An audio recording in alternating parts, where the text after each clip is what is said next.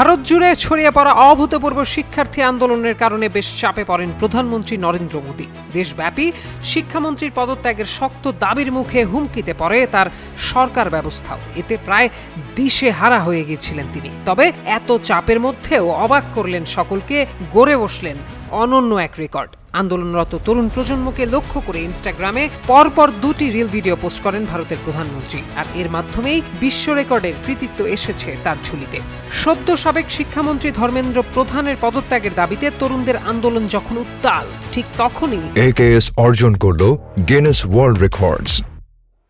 AKS এই বিক্ষোভের কেন্দ্রবিন্দু অর্থাৎ জেনজি প্রজন্মের জনপ্রিয় শর্ট ভিডিও ফরম্যাট বেছে নিয়ে বৃহস্পতিবার ও শুক্রবার গভীর রাতে 2টি ভিডিও শেয়ার করেন 75 বছর বয়সী ভারতীয় নেতা। ইনস্টাগ্রামে তার প্রথম ভিডিওটি পোস্ট করার মাত্র 24 ঘন্টার মধ্যে 300 মিলিয়ন বা 30 কোটিরও বেশি ভিউ হয়, যা প্ল্যাটফর্মটির একক ভিডিওর সর্বোচ্চ ভিউয়ের বিশ্ব রেকর্ড গড়েছে। এর আগে ইনস্টাগ্রাম রিলের সর্বোচ্চ ভিউয়ের রেকর্ডটি ছিল জনপ্রিয় ইউটিউবার আইশো স্পিডের দখলে, যা তিনি চলতি মাসের শুরুতে বিশ্বকাপ ফাইনালের পর কে-পপ ব্যান্ড BTS এর সঙ্গে সাক্ষাতের সময় ধারণ করেছিলেন।